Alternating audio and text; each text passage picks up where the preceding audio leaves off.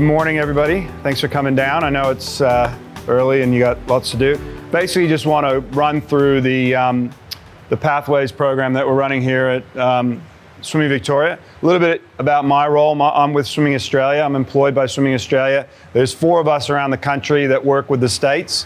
I work with Victoria and Tasmania in basically working with the state associations to ensure that we're aligning the Pathways programs from clubs through to national team.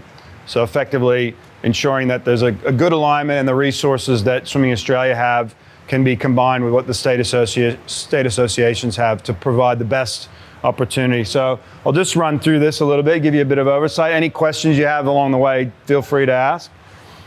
Basically, the aim of the Pathways program is to create an environment for the coaches and athletes to reach their full potential through the engagement of each other and expertise within and outside our sport. So basically bringing our athletes and coaches together and giving them more exposure than they'd have in their home programs. So make no mistake, the development of athletes happens in their home programs. That's really critically important.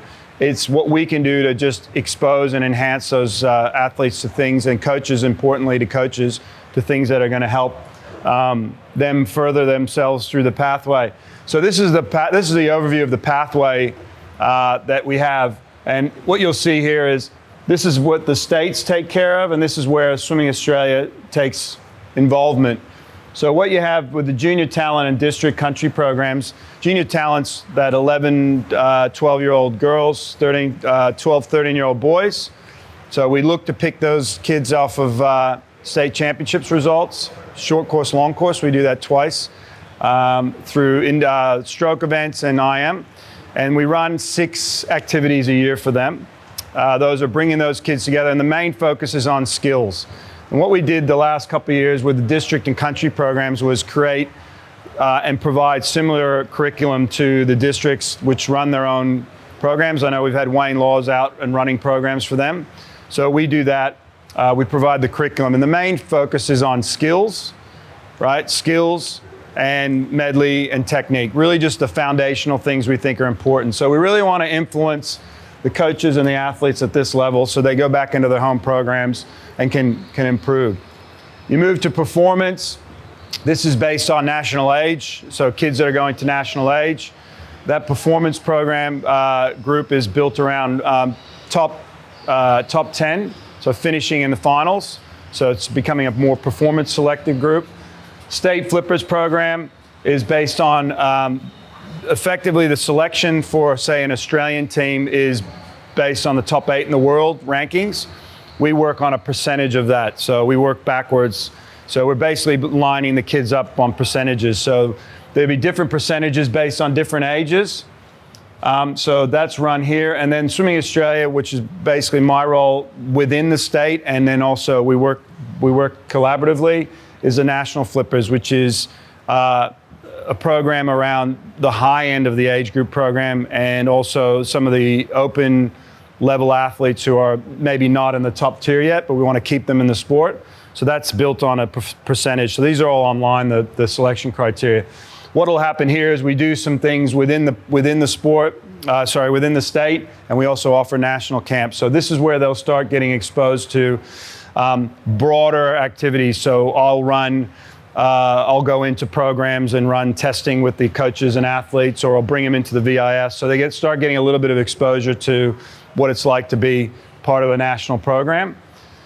Then Swimming Australia has a youth program, transition, and obviously the senior team. So in effect, in these 3 areas here is where you'll see opportunities for kids to be selected into touring teams. So we'll have different touring teams, but I'll go through what we have on the teams. Any questions on that pathway? When you talk about selecting them on percentage, what does that mean? So on performance, so let's say top 8 in the world is in 100 butterfly for females is 58.5, right? So that's what it takes to make a final at a world championship or an Olympics. So the percentage, so 5% of that time might be 1008. And then, so it'll be a time standard. 10% of that time might be 1026. So we basically set a percentage off of that, and that becomes a selection criteria. So as it improves, it just slides with the world performances, because most of the selection on Australian touring teams is built off percentages of that top 8. So we've just lined up our performance pathways to that. So off the top of my head, I think the younger groups here would be maybe 8%, and then 7%, and then 5% here, and then 3% for the older ones, and it kind of just progresses up. So it just tracks them in there. Where this is, effectively we've got the ability to do talent ID with that it's not performance related, but you would have seen that H2O grow stuff around. So probably a little bit of a side note, and this is early days, but we're definitely starting to get enough data, and we've had meetings about this, where you take, say, an athlete who's, let's say someone who's swimming here at this meet, who's 13, a boy who's 13, and just turned 13 just before the meet. So they're like a young 13. And then you have someone who's 13 swimming here who's about to turn 14 next week. They're competing in a completely different space, like physiologically. So what ends up happening is, say they're both 13, and this boy goes 60.5 in the 100 free, and this boy goes 58.5 in the 100 free, and you go, oh wow, this kid's, but in 12 months, this one will probably be going that fast, but they'll be aging up. So there's a disparity, and it doesn't matter where you put the meet, it's always gonna be somebody. But what we started looking at is, we're doing testing protocols, lots of physiology testing and skills testing and that, and what we've found is there is definitely a way of tracking and capturing kids that maybe aren't getting in here on performance because they just don't age at the right time, and this is early days. Eventually everybody catches up, so eventually you get to the same place. So everyone arrives at the same place around 16, 17, 18, but early days you might have some really talented kids that just aren't in the right age band. So we're looking for ways to create a catchment for that and start tracking them earlier. So I think we're not far off of being able to do that, but it won't be performance-based. It'll be basically looking at formulas that dictate that these kids are actually on track, that if they were age relevant, so imagine saying, well, it won't ever happen because people put it forward as no way, but imagine time adjustments. So in the race, 60.5, 58.5, but because they're late mature, there's a time adjustment based on a formula, and then they award the results that way. Never going to happen. I don't. But there's enough data to say that you could pretty much closely work that out. So it's interesting. But from a pathways and catchment point of view, I think we'll see another group come in here that will be based around that, and to try to help these late developers. And there are plenty of late developers. And the one thing I will say is there's plenty of swimmers that are arriving in this group here that were never in this group. So you can get in anyway. You don't have to progress systematically through it. I think what you need to understand is there's entry points at any time. I've had athletes I've coached who come in here, that weren't even never in these groups. And then there's some that come in here, they're in all these, and then they just fall away because they're early developers. So I think that's a real important piece. So I'd like to see that talent ID through that space. Just a quick summary. So the targeted program support for the coach and athletes is broken into 3 key pieces here. So the first one is running events, so bringing the kids together, stroke and event groups, testing, workshops, a lot of education, a lot of development. And this is where the national alignment piece is important. I work with the other state head coaches, technical directors, and we look at what do we need to impart onto our coaches and athletes in the state association environment. And we go and we collaborate, and we bring people in and we deliver it. So we're looking for really key targeted things. What are important? What things need to be critically important? And then we deliver those in this space. So this is, like I said, the junior talent group might have 6 activities in the year. So really try to impart that. We've done a handbook, put a handbook together and information to go out. But there's probably 6 points of contact a year for every group. A little bit more for the higher end ones, a bit more targeted. Then we have representation for state teams, what I call state teams. So effectively we have our state teams competition, which tours to Canberra every year. We pick them off short course. 13 to 16-year-old females, 14 to 17-year-old males. What we try to do is We pick a shadow squad before that just to get them inducted, and which means we pick all the kids that are effectively in that age band, invite them to a training session to participate, let them know about selection and get them understanding it. So that's a great touring group. We've also set up youth and open tours. We've had Singapore, the US, different tours for the older athletes that maybe aren't making teams. So we're just trying to keep people in the program and setting up a tri-series. So this year was the first year we ran a tri-series meet, which was basically Victoria, New South Wales, and Tassie. Wasn't state versus state. They mixed them up. They went up to Wagga, and I think that was a big hit from what I understand. So those are the types of things we're trying to create, opportunities for them to come together as a team versus just in their own clubs, which seems to be working well. And then myself, just probably more the direct guidance so program visits, whether I'm visiting coaches' programs or being available for coach support. Obviously competition support, being around the competitions, and just, basically being available as a resource for coaches, ongoing resources. So one of my roles with Swimming Australia at the high end, I'm on the senior team. I travel with the senior team.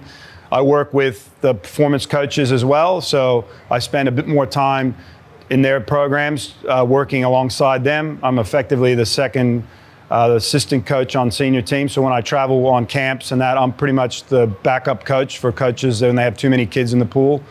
So I'll give you an example. So you go to a World Championships or an Olympic Games, one coach may have 5 athletes they're looking after on the team. 2 of them might be their own athletes. 3 of them they've been given because you can only have so many coaches on team.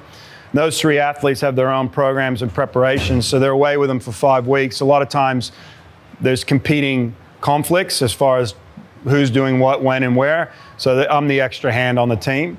So I spend a bit of time with Craig Jackson and Scott Talbot in Melbourne, who have athletes on the team. So I spend a bit of time with them, but I also travel and spend time with other coaches in other states as part of my role with the national program.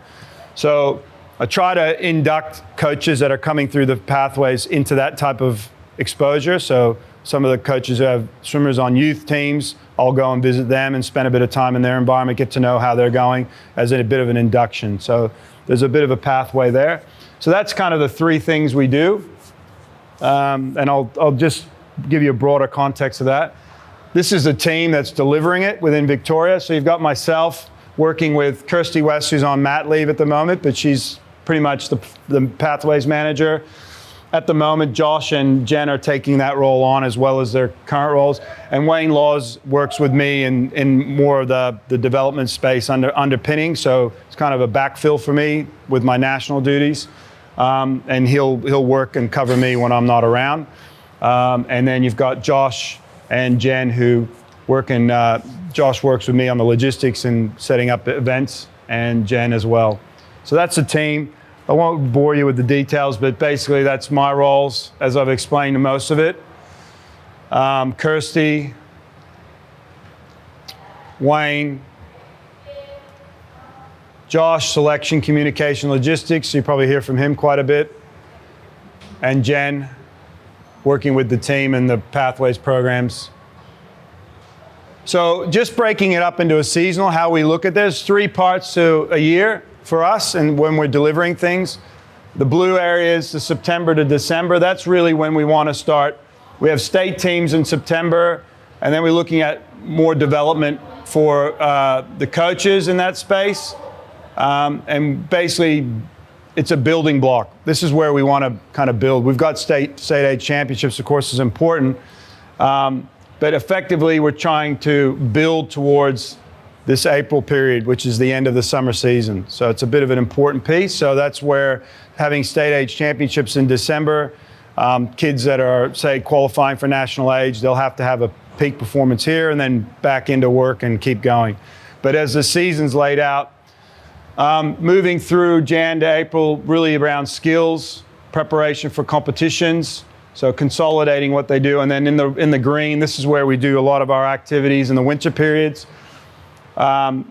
Testing, introducing test sets to junior talent skills. So we spend a lot of time, probably put more emphasis in the winter. It just seems to be traditionally what we've done. It's very difficult in this period of time to get a lot of activities happening because everybody's got school swimming. There's a lot of pulling and pushing. So a lot of what we do is in that green period, that winter period.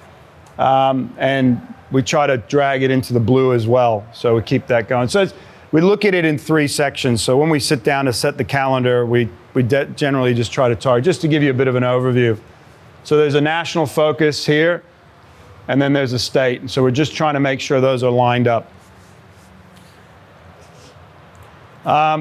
In short, being part of the program, they have a higher level of athlete coming together more often. So some of the kids are in programs where they might be the best swimmer, and there's, the standard between them and the next group is quite broad.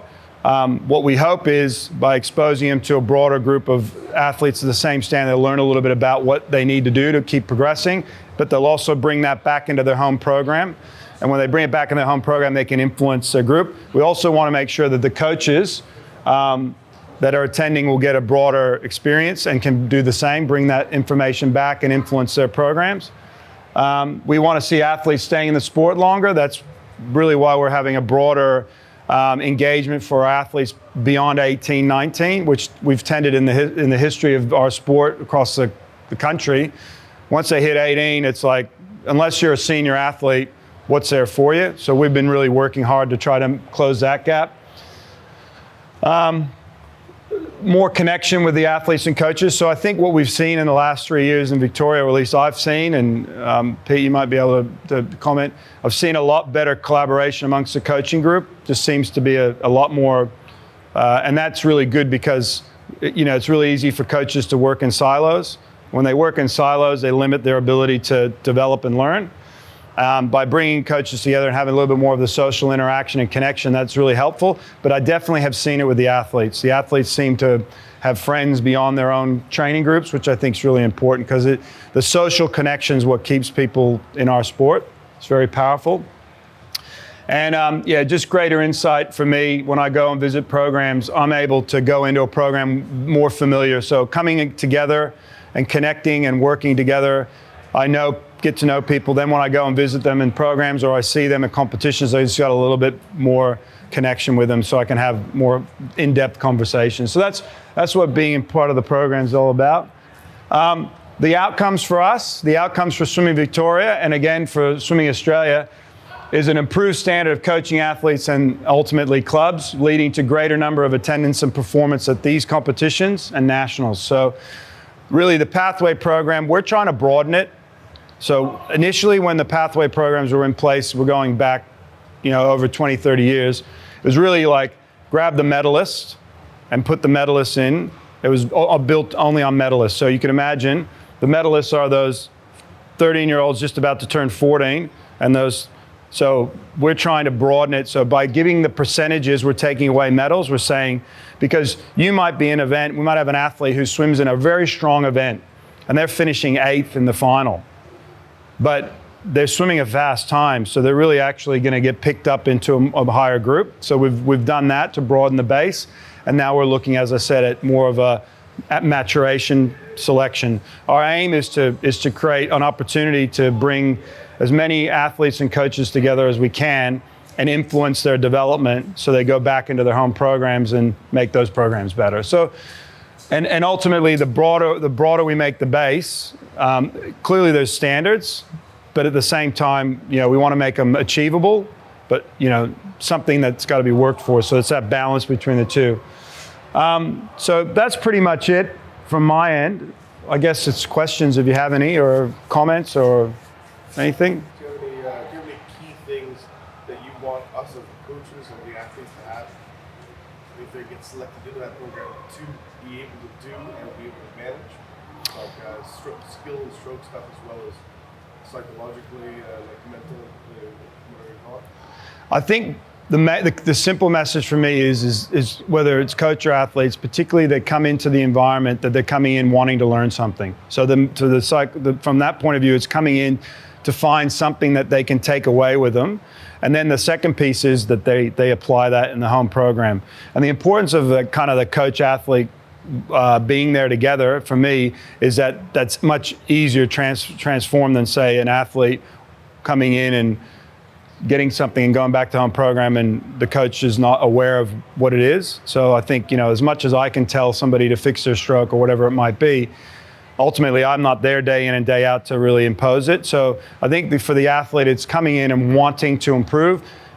It's for us to show what that needs to look like and be very clear with it so they understand it. So then they go back to the home program and feel confident that they can apply that themselves. I think the really important thing about development of young people in sport and for coaches as well is there's three phases. Okay, it's from a coach point of view and from an athlete point of view. And the first phase is you instruct and you direct. As a coach, the athletes are young. They want to. They're there with their eyes are open, and they're ready to do whatever. But the second phase is when they start becoming young adolescents, and it comes that negotiation phase. It's like at home. I've got 3 daughters. It's a constant negotiation with them, but it's basically what I call the 3 choices: chicken, fish, or steak, or meat. So you're empowering them to make a choice, but you're giving them limited choices so that one of them's the right choice. They're all the right choices, but you're building that negotiate so that you're empowering them because they want to have some involvement in what they do. And you still want to instruct. So it's that coach's skill set of just letting go. Because ultimately when they get to become a senior athlete, it's a partnership. So we're talking the top end athletes. So you want to build their skill sets to be able to do that. We're not saying every athlete's going to make it to the senior level, but what we want to do is equip them so that they're better prepared, that if they are talented enough, that they will be able to get there. So having an open learning mind, a growth mindset, wanting to get better, being able to have the conversation, hey coach, I'm thinking about this, and this, what do you think? Yep, let me see. Instead of saying, nah, it's my way or the highway. And so we're trying to help coaches get better at that, and we're trying to help athletes understand the pathway they're on. Because at the end of the day, when you're in a competition where performance is going to happen in the moment, a very important performance for them, they have to be pretty empowered to be able to do it. But it's also the skill set outside of the sport. Forget the sport for the moment. That's the skill set in life that we want them to have.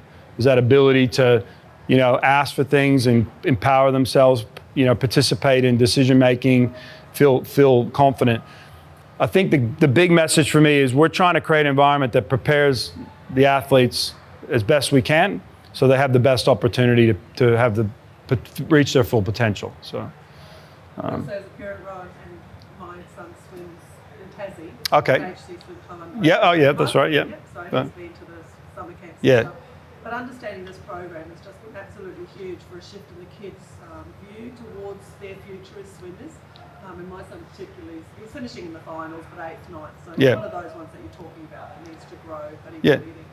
But just understanding this just gives him such a much positive attitude towards the sport in the longer term, and as a parent, understanding that it will just happen as part of the process. So, so I try to come along to these. Oh, good. See where we're No, I up to, appreciate that. because understanding is We need to do, when I say we need to do a better job, we just need to do more of this. And I think capturing the footage, and we've talked about doing different things, and from a national perspective, we understand that we need to make it as clear as possible and give as much information to parents. it changes everything. Yeah, so my girls play basketball, right? So I did everything I could to understand the basketball pathway, not because I think they're going to be, well, I don't know what they're going to be, but I want them to be positioned so if they love it, they keep going, that that I can give them support around that. And it's a confusing pathway, by the way, because it's subjective. It's much more subjective than what we have. At least here, you can't lie to the scoreboard as far as in a race. But I think the more information I knew, the more I was just like, let it just happen, and confident that, well, they'll get where they need to get to. And if I need to have an influence on where they should be for better opportunities, then I would do that. I think for us, we all understand it, and it's like, oh, no. And it's the same thing, I think, parents are coming and going, families are coming and going in our sport. I use the analogy, you're sitting on the bus right now. It might be your only trip on the bus. If you have multiple children, you might have multiple trips.